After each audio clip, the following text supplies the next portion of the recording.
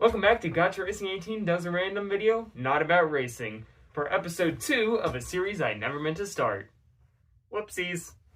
In today's video, we'll be diving back into Hispanic culture yet again for another Spanish project. Hey, look, the teacher really liked the last one, and you guys also seem to like the last one. I'm just saying, part 2? Kind of a win-win, you know? So unlike the last video, linked in the top right corner, we're going to talk about 3 different countries and 2 topics about each country. Those 2 topics are monuments and sports. Each topic will have its own set of subtopics, in which I will briefly dive into them.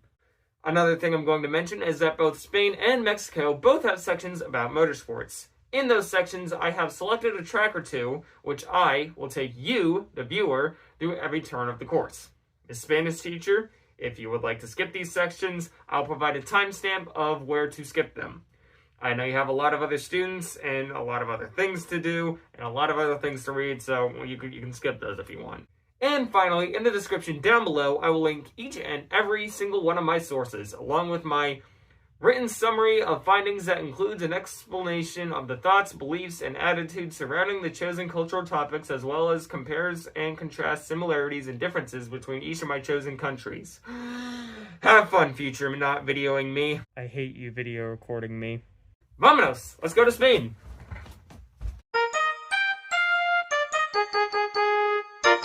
Welcome to Spain.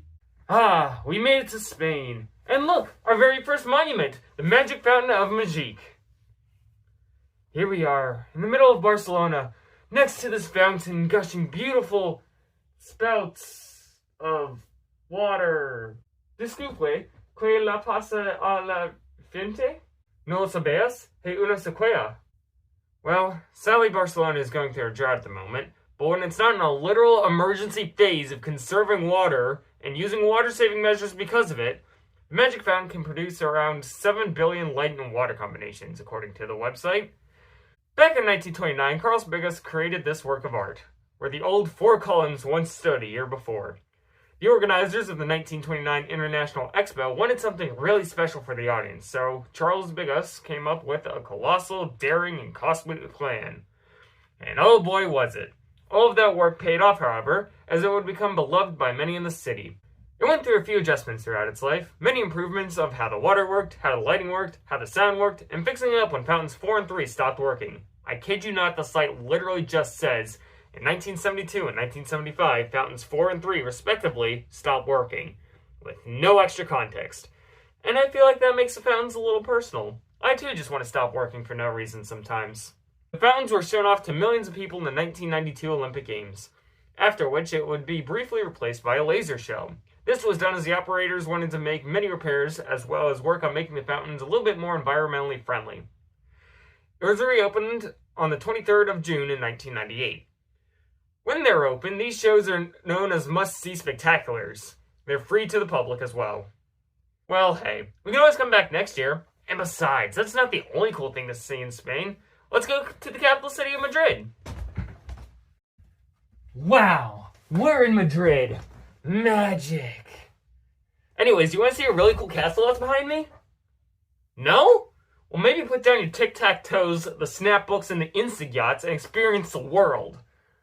On YouTube. By a 17-year-old who's never visited Spain. Anyways, this is the glorious Royal Palace of Madrid.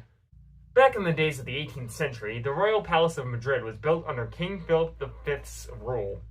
The building process started in 1738 and ended in 1751. The building was made entirely of vaults, with not a speck of wood in sight to prevent it from burning down in a fire. The castle is designed by the way that the rulers wanted it. King Charles III had an enlightenment room and a throne room, Charles IV had French furniture, and Ferdinand VII brought up French-style chandeliers. Legend has it that you can see Sia swinging on them. It has a bigger story to tell, without a doubt. One that over 2 million people are interested to see every year. With a low price and many tours, it is an incredible place to look around if you're in Madrid. Alrighty, now that we've seen this articular masterpiece, let's talk about sports.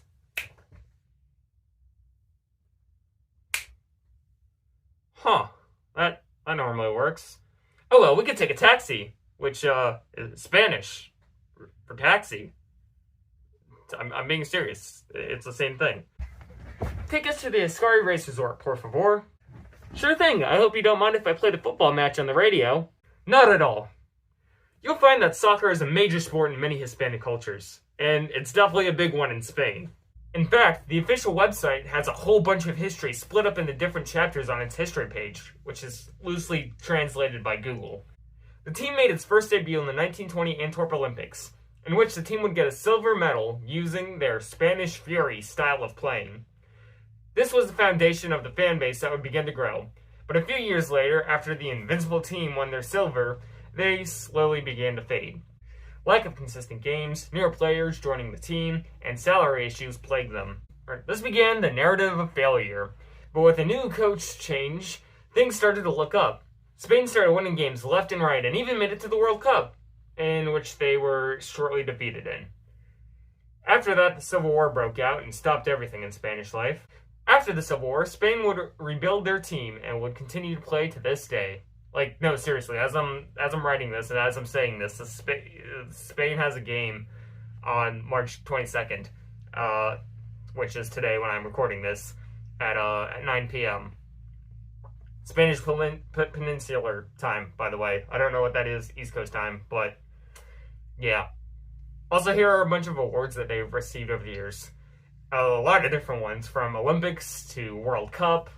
Spain has achieved quite a lot in soccer, that is for sure.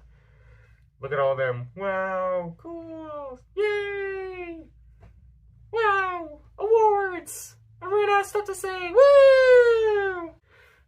Here we are, the Ascari Race Resort. Gracias, señor taxista. The Ascari Race Resort was crafted by Carlos Zwart, a racing driver who was a multi-time champion in the Boss Euro Series. Zwart noticed that there weren't many places where you could take a sports car and drive them like a manufacturer intended, with facilities that were built for the rich. Thus, a resort was born. The track, which opened in 2002, was exclusive to club members only. A 25-year club membership cost around $162,500 American dollars. And a yearly membership only costs a wee bit, 11,000 American dollars. But what if us poor plebeians wanted to race there? Well, we can! Spending $60 in 2013 to buy Gran Turismo 6, they added the track into the game. 3 years after it went defunct. Funnily enough, the two main events are exactly what the course was built for. The first time you get to see the track is in a Bugatti Veyron, in which you have to get the fastest time to pass the license.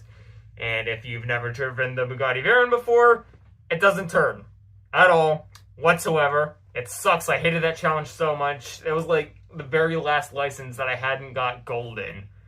It was terrible. It provides quite the challenge for the tight turn course. Now, the Ascari 10 Lap Challenge requires you to have a car that has 650 performance points and a normal car.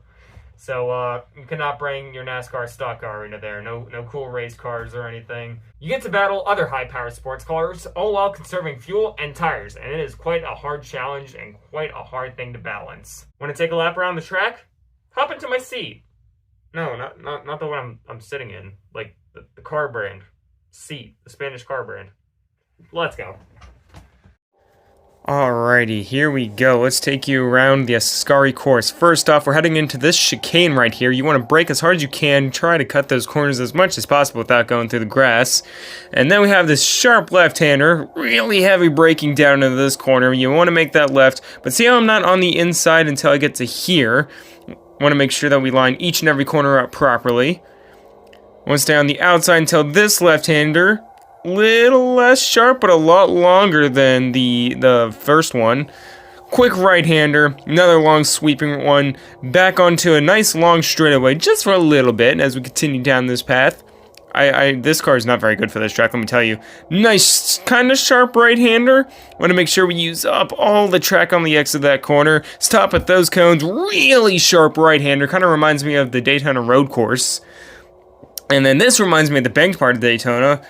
Heavy braking up the hill to the left. You see how I'm coming out on the outside here? Or that might be a different corner I'm thinking of. That's alright. So we're going to do another little right, another long left. A lot of these corners are really long. You used up a little bit too much grass there. Nice and perfect on the outside of that corner though at the end.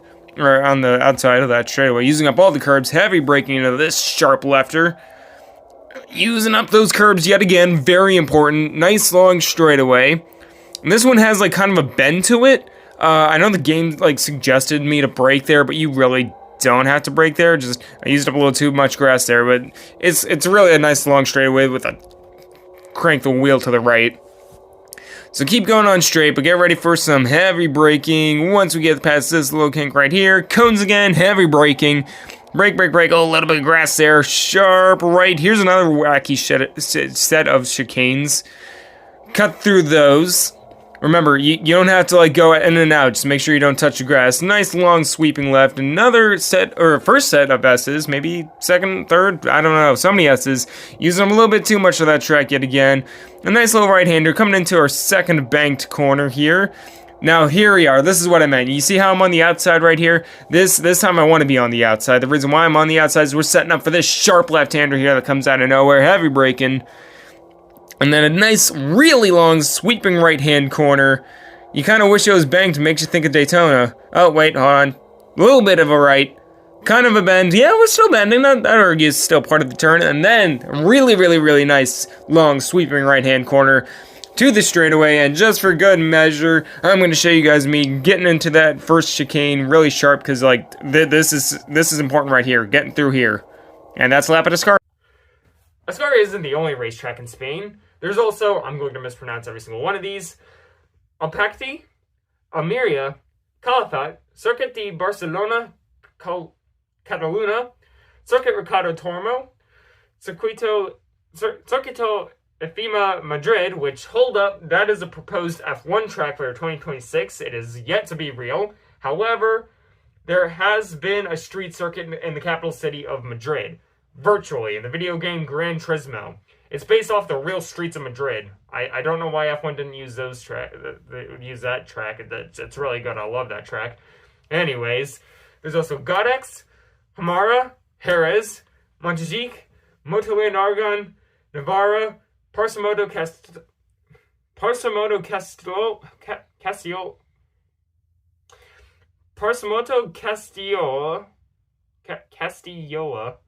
Castioli, and Valencia Street Circuit. Did I say any of those right? Absolutely not. I stumbled at every single one, and I'm keeping them in because they're probably funny. Do we have time to see those tracks?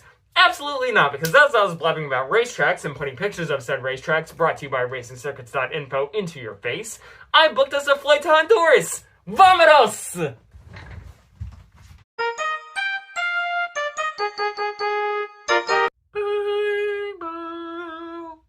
Welcome to Honduras. Fun fact, I visited this place on a cruise ship last year, so that means I obviously know everything.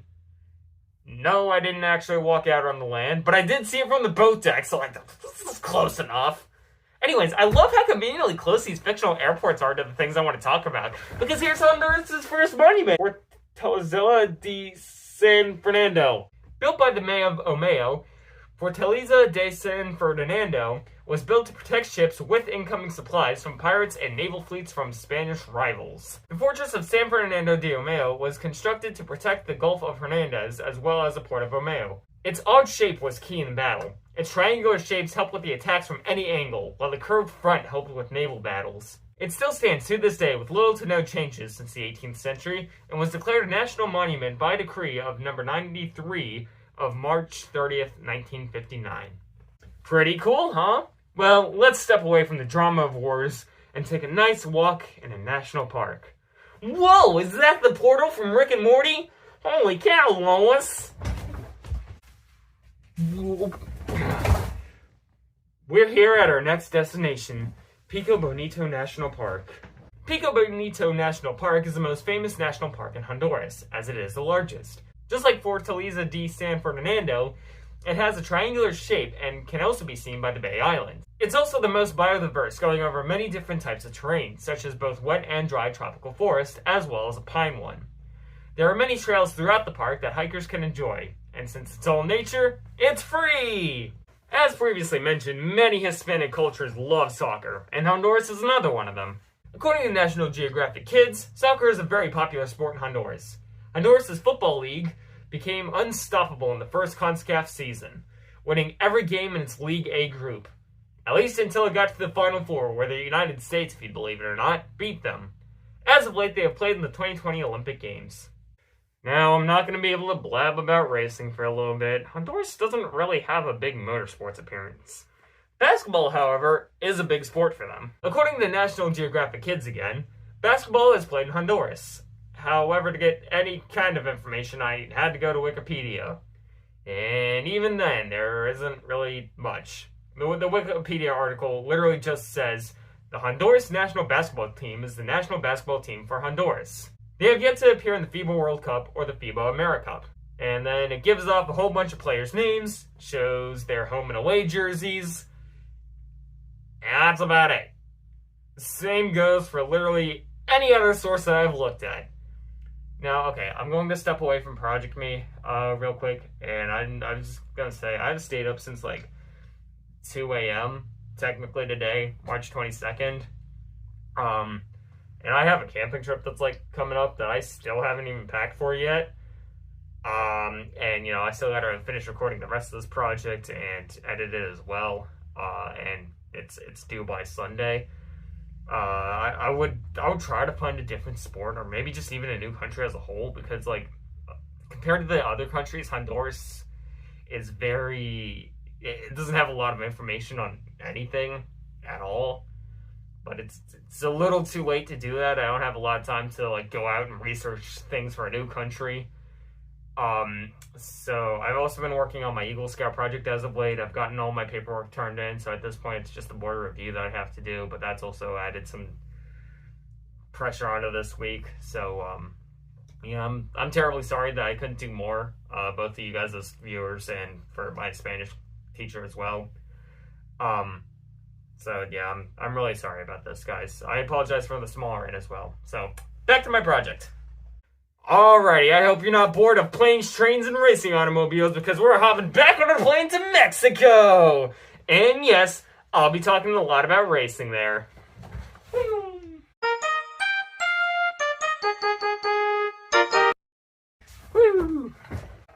We're back here in North America. What an incredible flight. And hey, look, the next thing I want to talk about. I'm telling you, these like airports are very convenient.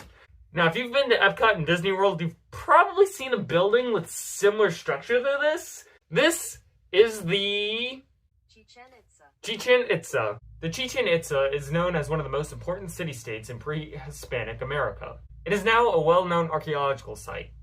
The city was abandoned in the early 15th century, but many of the original buildings still stand, such as the large pyramid. Quick little fun fact, Chichen Itza was declared an archaeological monument by the presidential decree in 1986. Now, this is the last monument that I have planned for us today. It's also a very important one to the people of Mexico. This is the Ángel de la Independencia, or the Angel of Independence in English. The Angel of Independence is a tribute to Mexico's victory over Spain in its War of Independence. Under it is Father Hidalgo, a man who is famous for starting the rebellion against New Spain. The dedication of the Angel of Independence occurred on September 16th, and it was one of the most important of the processions during the time. The angel specifically commemorates the most important moment in Mexican history, the moment of independence. Well, that's the last monument we'll see today, and a really pretty one. But you know what else is important to the people of Mexico? Their sports. Specifically soccer. Hey, I said it was a big thing in Hispanic culture. Did you think I was lying? Did you not believe me? The Mexican soccer team is quite an impressive team. They have qualified for over 17 World Cups consecutively since 1994. They made it to the quarterfinals in 1970 and 1986. Mexico is the most successful national team in CONCACAF, winning 12 Confederation titles. The Estadio Azteca is their home stadium and was built in 1966. It should also be noted that they have a chant that they yell at the opponent's goalkeeper to try and distract them. But the only problem with that chant is it's actually homophobic. Now, I'm not going to say the chant in Spanish, nor will I say it directly, but it roughly translates to a gay person who pays for adult actions. Yeah, that's fun. But I won't end on that sour note. We all know sports fans in general just suck. Trust me, never, ever read a comment section of a NASCAR post. like, at all, ever. It's terrible. However, I will say that Mexico just so happens to be playing a game tonight on the 22nd of March at 10 p.m. So, comment down below who won. Another really big sport in Mexico is one that I hold near and dear. That's right, auto racing! Woo! Did you know that Mexico has its very own NASCAR series? Yeah, the NASCAR Mexico series was originally called the Desafío Corona when it was first started in 2004. It would keep that same name until about 2007 when it took on the NASCAR name. It bounced around with sponsor names such as the American counterpart, but it is now currently known as the NASCAR Mexico Series. I actually watched the last race on a live stream, which you guys can watch here, probably. The race was at the LA Memorial Coliseum, which was reconfigured into a short track for the American NASCAR Cup Series Clash. The winner of the Mexico Series race was a previous Mexico Series champion, and he is now an American NASCAR two-time winner. Daniel Suarez. He doesn't drive the 19 car anymore. He drives the 99 car. This is an old helmet from the year 2018. Before he won his first race, I actually saw his highest finish in person at Pocono back in 2018. So yeah, he won the Mexico Series race there. And for the record, the source for all of this is myself. Yet again, I literally like linked my live stream. Like, I watched the race happen in person. But I'll link the race calendar, which says the same things that I just said. F1 also makes an appearance here at a track known as the Autodromo Hermanos Rodriguez. Let me take you around the lap. Not an F1 car, not in a NASCAR Mexico Series car, even though they do race here, but I believe in a different layout. But in an American NASCAR stock car, powered by Mexican driver Daniel Suarez. Woo! And it is really cool Minute Maid August Fresias Rapido AF Chevy Camaro ZL1. Alright, let's take you guys for a hot lap around Autodromo Hermanos Rodriguez. I don't know if I said that right, but you know what? I tried. Anyways, so I'm racing in Daniel Suarez's Rapido AF car, but we have to not be Rapido AF into turn number uno here. Heavy braking in turn one. A little bit of a right, little bit of left, not a little bit of a right, a little loose there. This track has a lot of S's. You're going to see that coming up. So making sure that you have the proper flow through those S's is very important. Now once you come under this Rolex bridge right here, heavy braking once again. If you don't heavily brake, you're going to run straight into those tire barriers right over there. Another sharp left, sharp right, short little straightaway until we get to like this weird section. Reminds me of like a very small Indianapolis. You got a turn, a straightaway, and then a turn, but just one big sweeping turn. Back to the straightaway again, but not for very long because here comes our next set of S's. A quick little left, nice little straightaway, but you don't want to kick too much speed up here because you have that another left corner. But not only that, you're going to kick a lot of speed up here, but you want to make sure you slow down enough for this set of S's. Yeah, you're going to hear me say the word S an awful lot today. There's a lot of S's in this track. So once you do that, you can continue kicking it back up into high gear until you can't anymore. Once you get under this Pirelli bridge over here, heavy braking once again. I have met those tow trucks several times, and they just stared into the abyss at me. Then my favorite part of the track is in this sharp little chicane, not really made for NASCAR stock cars, this is more an F1 track. There's like this set of grandstands, and it's really cool. So finally, here's our final corner. We'll scrape the wall a little bit there, just give it a little kiss. Nice, big, long, sweeping right-hand corner. And here we go back to the straightaway. I can breathe. Gee whiz, that is, that's a lap here at the Autodromo Hermanos. There are several more tracks in Mexico as well, including Autodromo Autodromo Guadalajara, Autodromo Monterrey, Autodromo Yucatan, Cajetitan. It looks like Pocono, by the way. Fundidora Park, Potosino, and Puebla. Yet again, I probably said absolutely none of those right, and the only reason why I'm not redoing them again is because it's kind of funny to watch me stumble over words, especially if you know the language. So I do deeply apologize to anyone who is a native Spanish speaker who is watching this video and is just like, oh my god, this kid is an idiot. I'm sorry. But wow, what an incredible journey we took. We visited some beautiful monuments. I talked about soccer so much, you'd think it's my favorite sport. Probably bored my Spanish teacher with a whole bunch of racing information. Lo siento, señorita profesor de español. But hey, in conclusion, we learned some very cool information about the cultures of some more Hispanic countries around the world. I hope you guys enjoyed this video as much as I enjoyed making it. Remember, I have a brief paragraph about the similarities and differences of what I discussed in the description down below, as well as links with timestamps to sources to all the things that I talked about. Muchas gracias a todos por mirar. Los veré a todas más tarde. Carrion N.